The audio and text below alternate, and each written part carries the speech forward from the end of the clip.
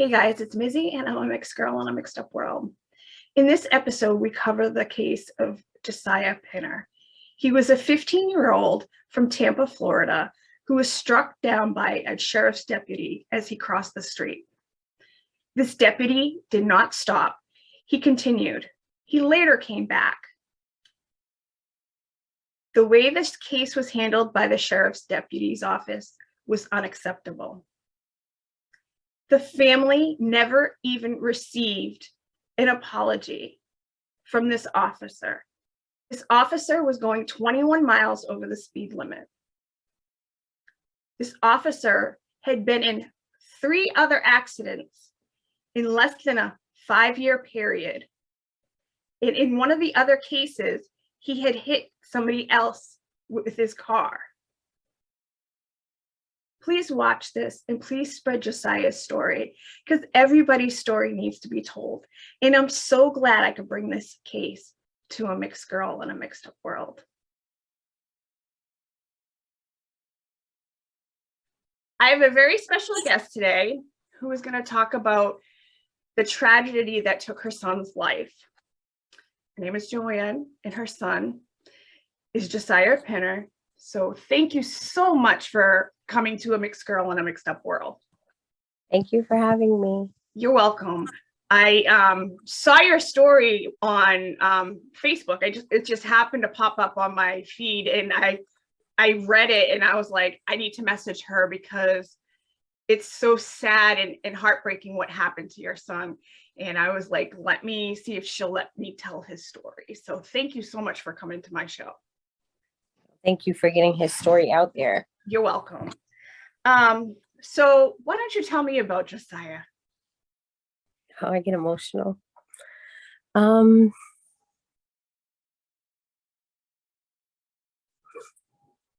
okay. I'm sorry. That's okay. If you need a minute right now. Josiah was my only boy. He was 15 at the time when he passed away. He was a goofy kid. Everything he just made a joke out of. Yeah. Even when somebody was mad, he would try to make them laugh. He cared, like he was like his sister's protector. Like, Yeah. he showed them love by messing with them. Like, he was a mommy's boy.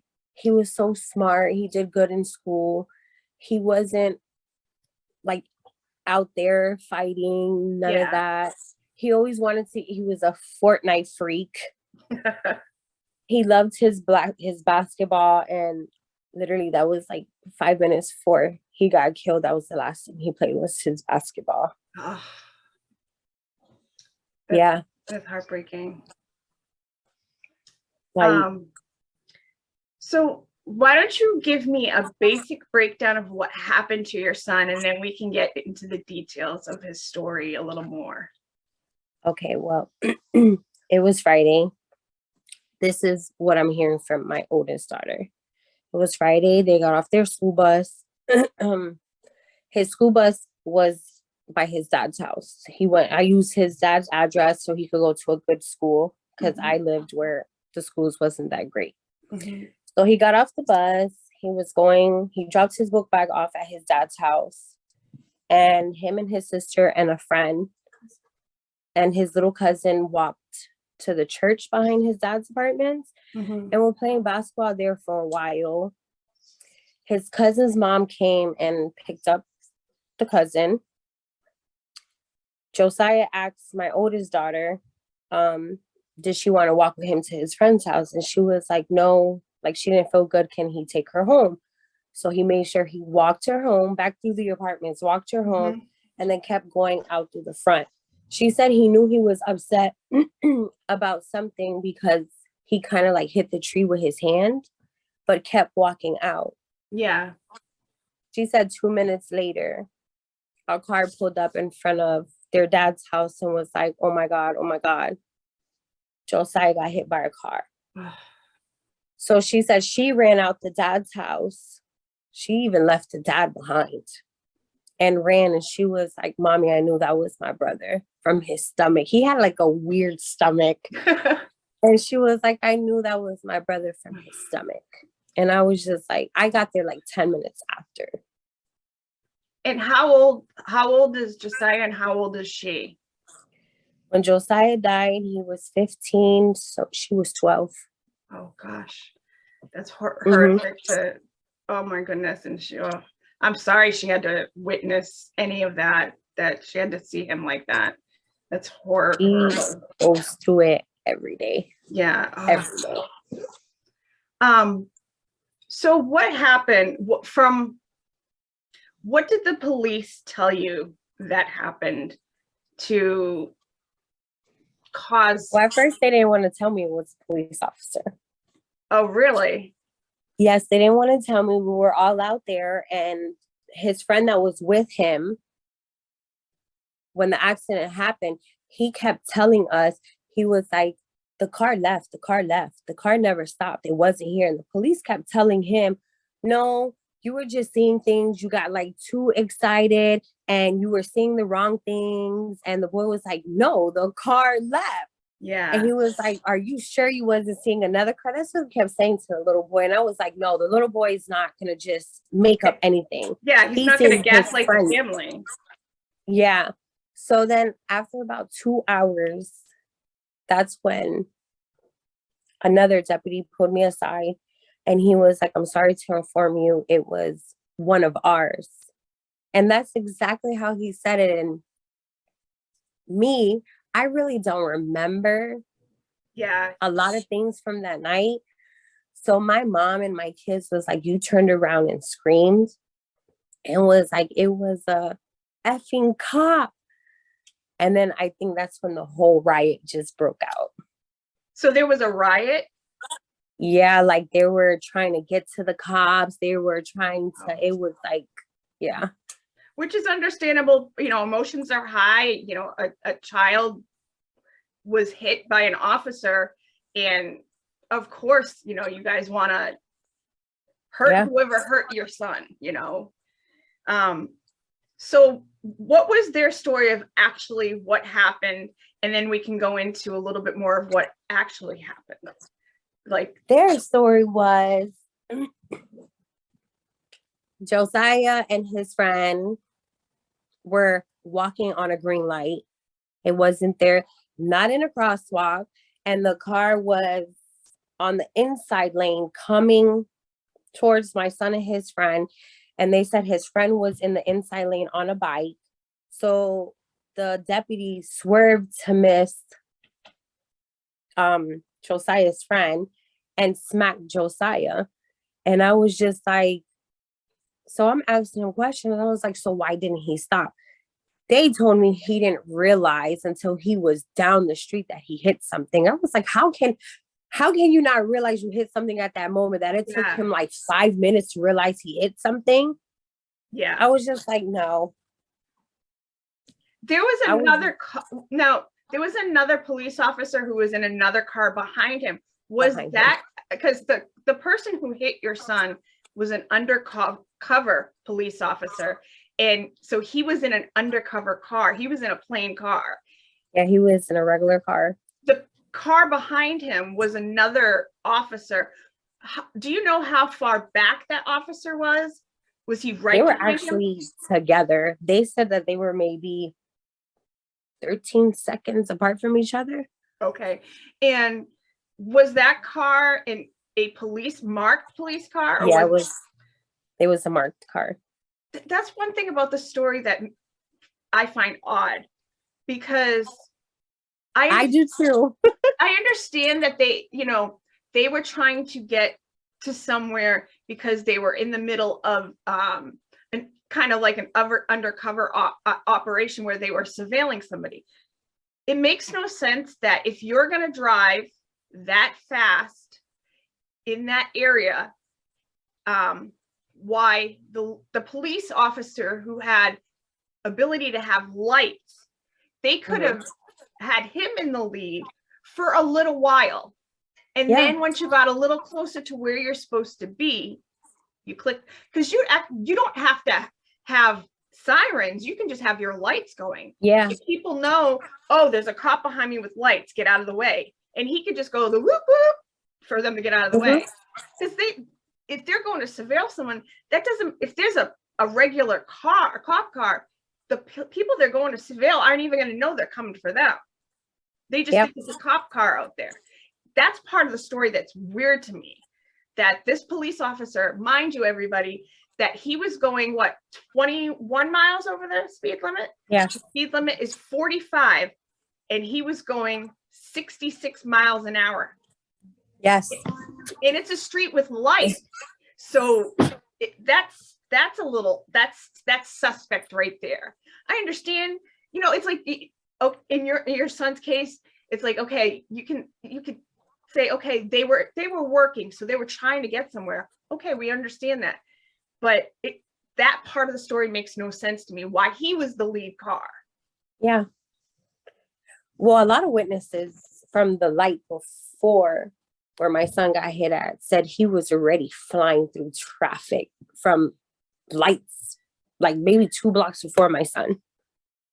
And I noticed from the footage, the news footage of you guys doing your rallies on the street, that they drive fast anyway on that street. Oh my God. Yeah. Oh my. I want to say a week after my son got hit, we used the crosswalk, me and my nephew, and it was our time to cross, and a car just came, and I had to throw my nephew back by his hood, and he fell. But I was like, I prefer you hurt your ASS than you getting hit by a car. I can't go through this again. Yeah. Oh. They just seem to, I say they need speed. I mean, it's a school there. It's trailers that's on Front Street. I just think they need like speed bumps in between the lights, because there's a big gap between lights, or another light to slow the cars down. He was going way too fast for, I could see an officer with lights driving that fast, but not a plainclothes officer in an unmarked car.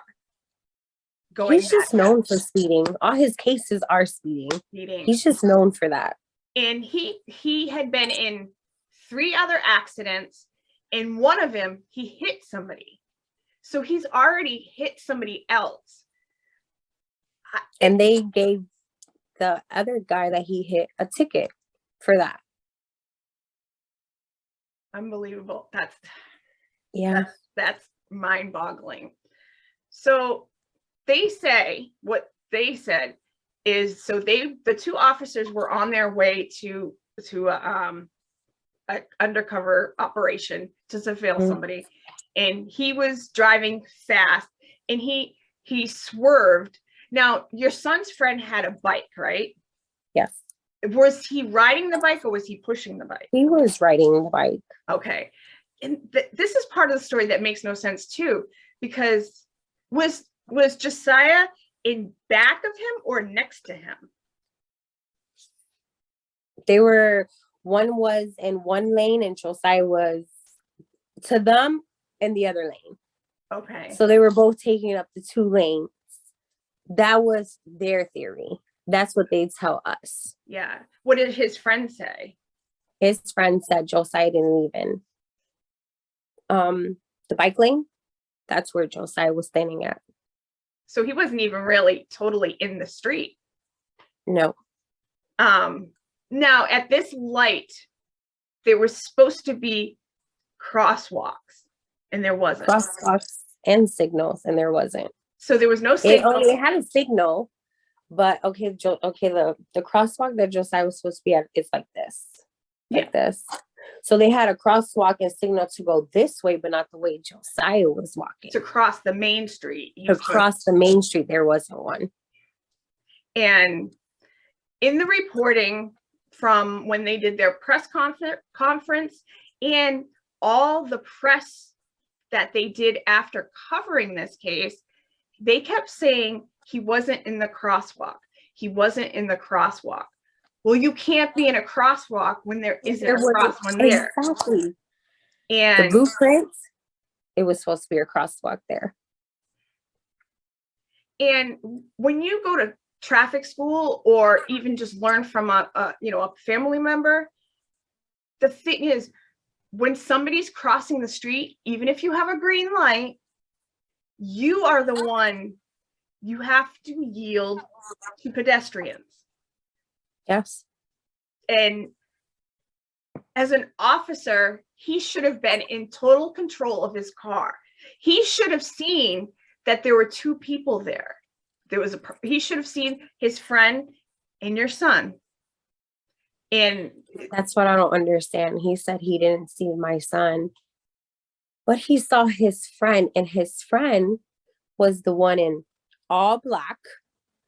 And my son had on this bright red t-shirt. So you telling me you did not see my son? I do want to say, and this isn't to like back the officer, it was around what, 6:20 at night. Yeah. How is the lighting there? Is there a lot of street lights in that They area? have street lights there. After his passing, they put like a bigger one, to like a football field light there to make it extra bright. But it was lighting out there. Yeah. So he should have he should have seen them far back. Yeah. Why wasn't he paying attention to the road, especially going in the excessive speed he was going? That's one of the things that makes no sense. And so he hits Josiah and does not stop. He continues. As he's approaching my son's friend, the black box off the car, you can tell if they push the brakes or. Yeah. He didn't even push no brakes. He went through that. When he hit Josiah, they said when it went from, what was it, 67, 68, all it looked like he did was he took his foot off the gas, because he only dropped down like maybe 4 miles an hour, like, and just kept going. So he didn't even push no brakes. This is the weird part of the case. We were saying off camera, if it was handled better by the sheriff's office, it would just be, I don't want to diminish what happened to your son. It would have just been a tragedy that I don't have the words to say that doesn't make your pain go away. I wouldn't have been so angry. Yes. If he would have just stopped. It would have been an accident to me. I wouldn't have been so angry. Yes. If he would have just stopped and checked up on him and just stayed there. Yes. But you turned it in from an accident to something else, and you left my son and just kept going. Have you guys, do you guys have a lawyer? Yes.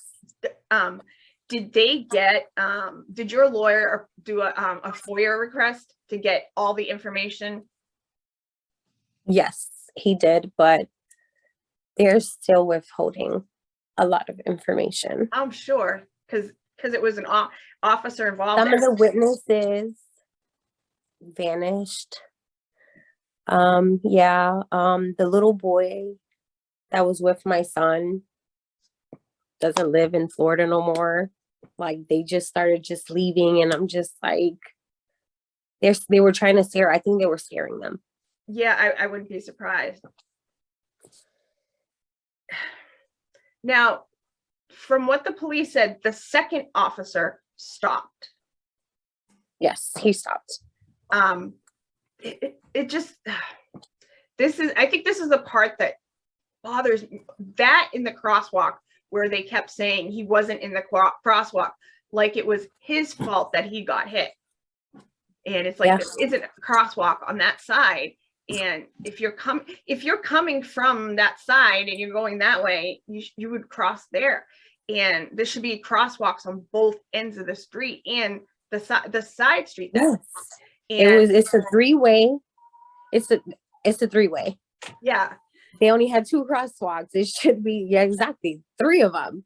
And even in those crosswalks, there weren't the dashes. There was just that crosswalk area. There wasn't like the lines that usually are on crosswalks. Mm-hmm. So him hitting him and having to go up and do a U-turn. How long did it take him to get back?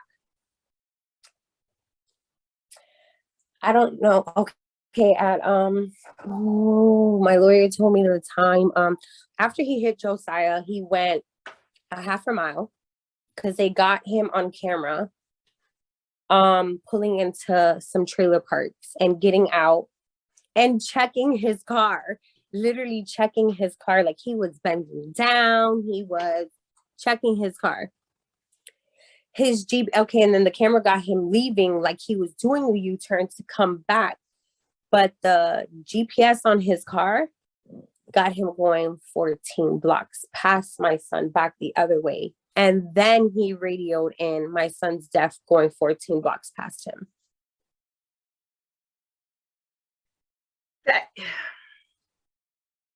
Why? That's just, I know you don't have the answers to that, but there's why did he, like most people, if they hit somebody, like if I was driving down the street and I hit someone, there are two types of people. You keep going, and that's a hit and run. Mm-hmm. It makes you wonder if he would have even come back if there wasn't a second officer who was behind him. I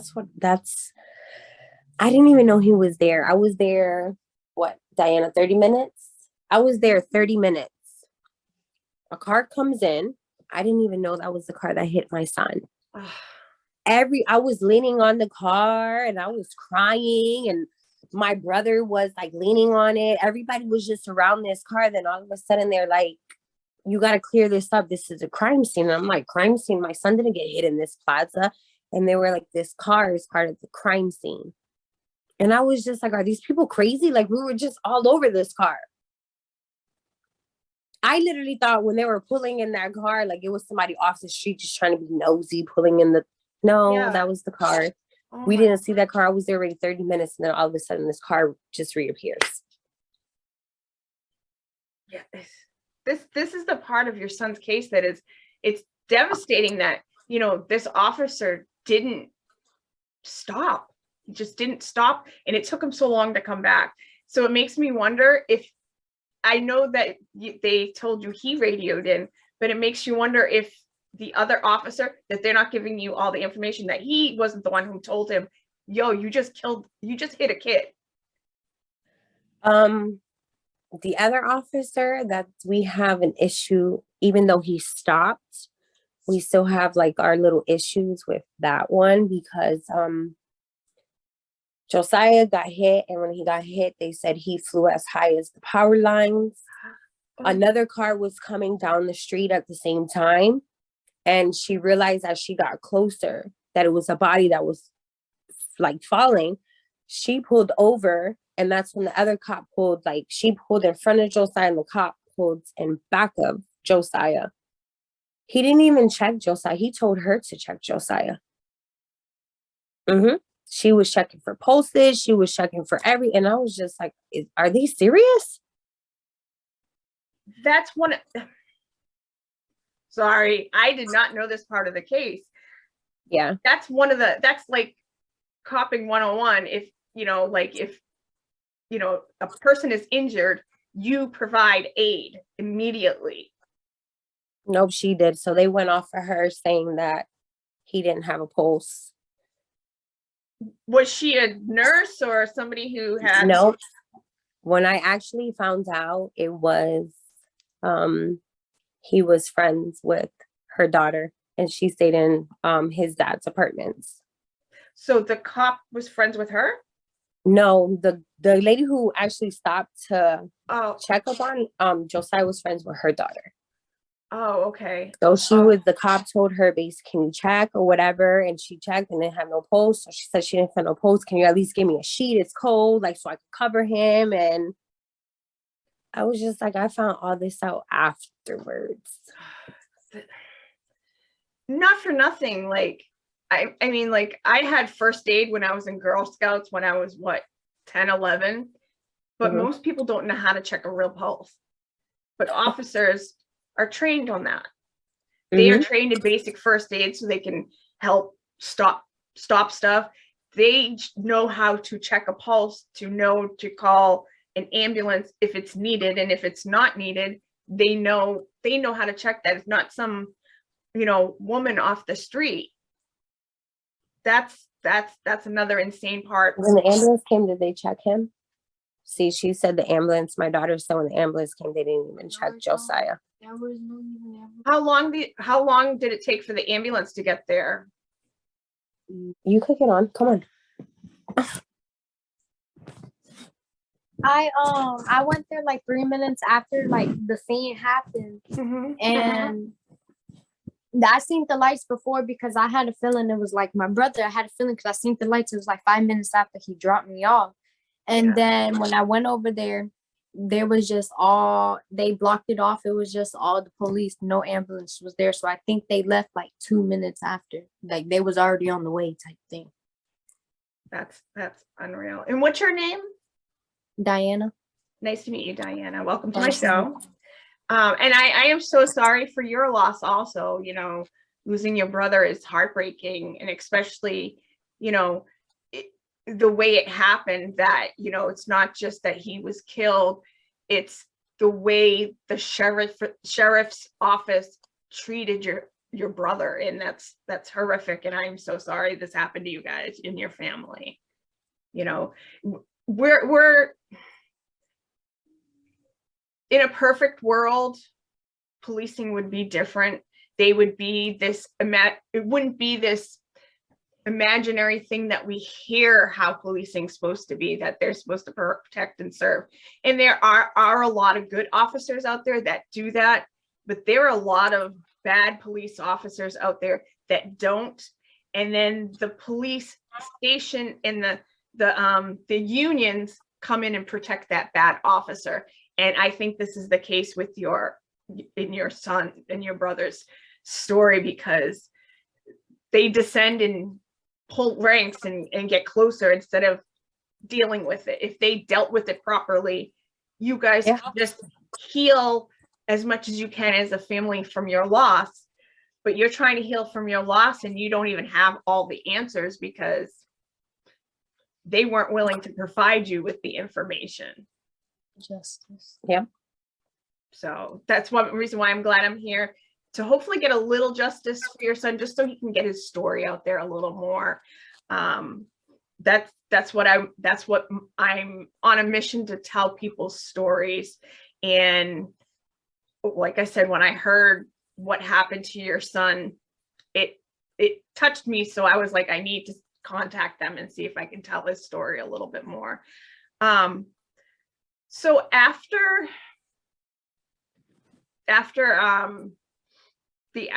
don't even want to call it an accident, because it was an accident. It could have been characterized as an accident if everything was handled properly. But the way, and especially the little details you're giving me, it makes it like, it makes it insidious, because, you know, the officer didn't stop right away. Nope. And now you're saying the other officer didn't even check him. And that means they lied in the press conference, because the press conference they gave a few days later, or actually, was it a week later? A week later. They said that the officer rendered aid. And that was one of the things they said. And they kept saying he was not in the crosswalk, like it was his fault that this officer was speeding. That's not just going a little fast. That's excessive. And if you or I were driving that fast down the street and we got pulled over, we would have a very big ticket. Yes. And if we hit somebody, we would probably have our license taken away for a little while.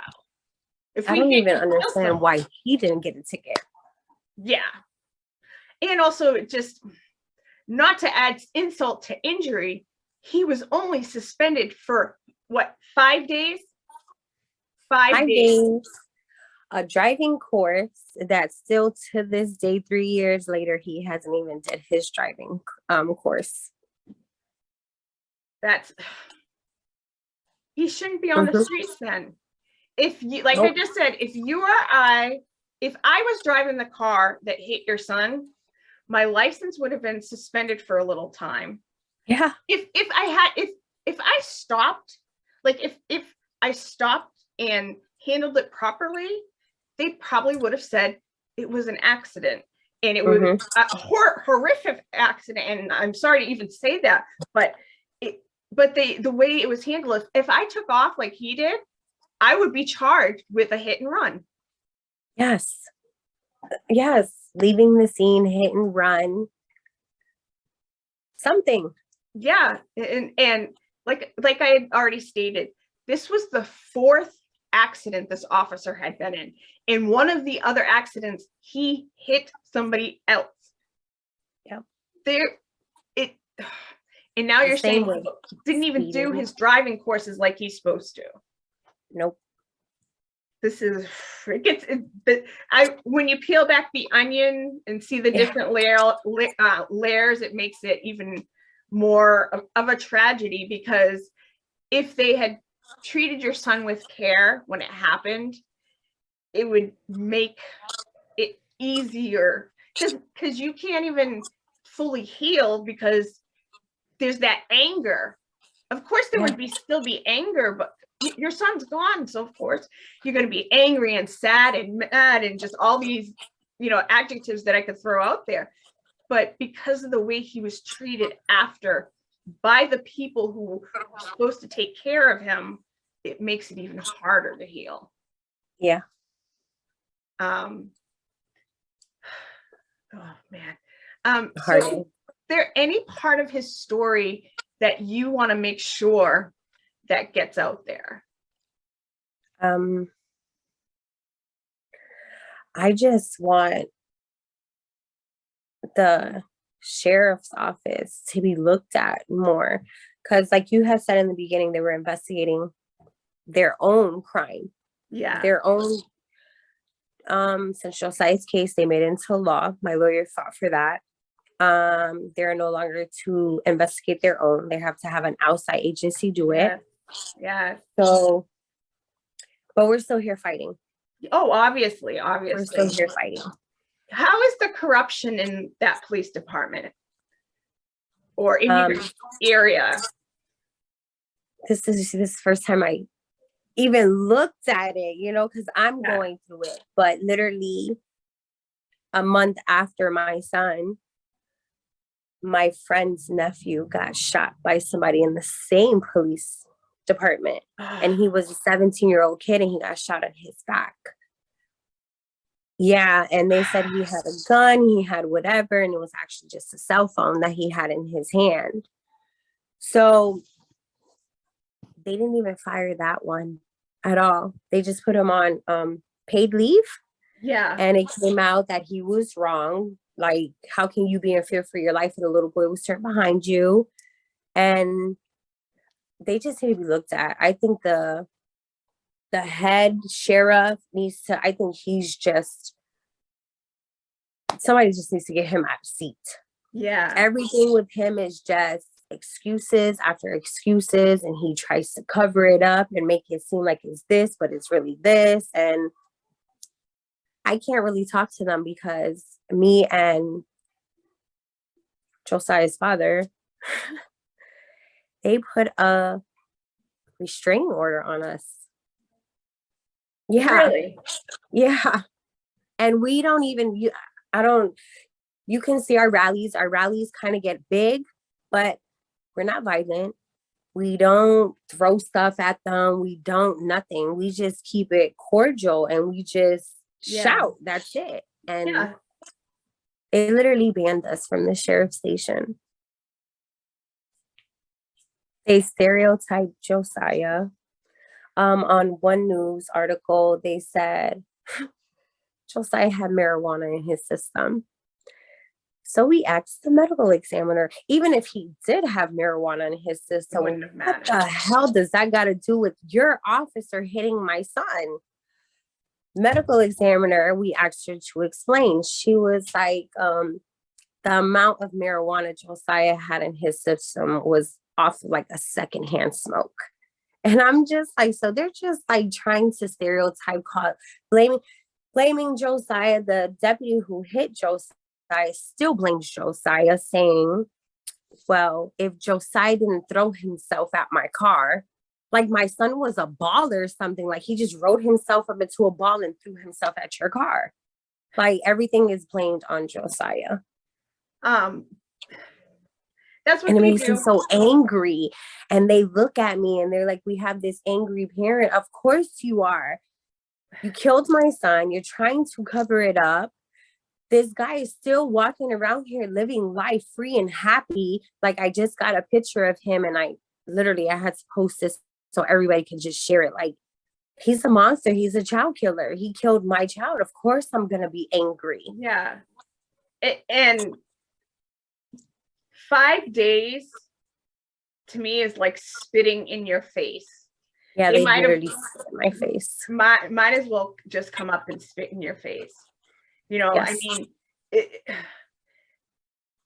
at least give him a couple months. I mean, to make it look good, you know, 5 days is, Yes. I mean, he should have got more, he should have been off the job. But I'm just saying, like, at least try to make it look good. 5 days, that's 5 days, not even helping us with his funeral, nothing. Like it was just nothing. And they say, oh, he apologized in some news article. I never got an apology. I never seen this guy. I never heard this guy's voice. So they're just like mix up all these lies to make themselves look good. And unbelievable. No. Has your lawyer looked into maybe going to the FBI as a civil rights case? Because the stuff that you're telling me, they did violate his civil rights by not rendering aid, and I don't know if that's something. I'm not sure if he did, because right now, everybody in Hillsborough County is pro-cop. So just trying to keep Josiah's case open, we have to put a lot of fight. Yeah. So Well, I'm not sure. I'm glad I can get it out there a little bit. Yeah, me too. Me too. It's a little more, like I said, that onion, you peel it back a little more, and it's a little bit, you know, it's not just an accident that happened. There is the insidious part of it that happened around it, that Yes. that if they had handled properly, you guys could grieve it as an accident, and because of the way this officer acted after, and the way the sheriff's office acted after, you couldn't just heal. No, and I still can't. It's just, we have so many witnesses. They have videos. One witness has a video from Snapchat. He was at a bus stop with his girlfriend and he got the whole thing on Snapchat. The sheriff office doesn't want to speak to him. They denied that witness. They denied a couple of other witnesses. And I'm angry. I'm ready to go from this point to go up to Tallahassee to the Supreme Court. That's my next step. Like I said, police should not, the police, whatever sheriff's department or a police department should not investigate themselves. They should have called out an outside agency to do this. And just, there's got to be some recourse for families to be able to get some justice, whether it be, you know, the officer should have to at least apologize. I mean, how hard is it to write a letter and say, sorry, I hate your son? 3 years and nothing. Yeah. Unbelievable. That's unacceptable. It's unacceptable. They are supposed to protect and serve, and they did not serve your son. And I am so sorry for that. Nope. At all. Where do you go from here besides going to maybe Tallahassee? What are your plans to next to do for in your son's case?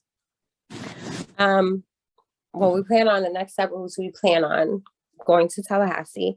So I'm just waiting. I'm taking it step by step. I'm going to wait and see what Tallahassee says and go from there. Yeah. But main thing is counseling. I have to get us in counseling. Yeah, because that'll help you heal. That, yeah. Because you have this fight now, but you also have to heal your heart. And there's always going to be a slice of your heart that's missing. You know, there's always going to be that heartache. But at least if you guys can get to somebody who can help you with the, you know, the counseling of healing a little, where it becomes more, you can think of the good memories instead of his tragic ending. Yeah. And it's hard. Because me as a mother, I'm still living for 3 beautiful girls that's here. And I'm grieving for him that's not here. Then I have to put my feelings on hold to kind of console my girls, because the oldest that was on camera, she's always going through it. Yeah, I mean, she didn't see the actual accident, but she was like the first family member on the scene. Yeah. So And they woke up together, rode the bus together, were in classes together, came home together, played together. Yeah. I'm so sorry your family has gone through this. It's hard enough to lose your son and to deal with the outside part of it. That Yes. Is there anything that your children, other children, say that they want to do in the future to honor your son? I know they're planning on doing like a memorial, naming a park after him that he always used to go to. So we're in the process of doing that, and we're gonna adopt a street in his name. Oh, that's lovely. That's you know, there's only little things that you can do, but that's something that his name will be forever after that. You know, if he gets the park in his name, children will be able to play there, and that creates a lovely moment and a lovely memory where you can go visit the park and create memories that's still with your son. His school did too. His school, instead of planting a tree, they got a buddy bench, and it's Josiah Pinner's buddy bench. And they got it at the same spot where Josiah used to get angry, and they said he'll go there under a tree and just cool off, and they put it right there. Oh, that's awesome. That's awesome. That's good that they honored him. Yeah. So again, is there any other part of your son's story that we didn't cover that you want to make sure that we say? No, I think we covered it all besides the corruption. Oh. I am so sorry for your loss. Children shouldn't die before their parents, especially your son's age. He was just starting his life. He was only a few years a teenager. So, I mean, he had so much life that you're not going to be able to share. And I'm sorry you're not going to get that with your son. I am so sorry. Thank you. I'm so glad I'm able to help tell his story and get his story out there. So thank you so much for coming on and sharing his story with me so I can help tell his story a little bit. Thank you for having me. You're welcome. Hey guys, thank you so much. I'm Mizzy, and I'm a mixed girl in a mixed up world. Everybody have a great day.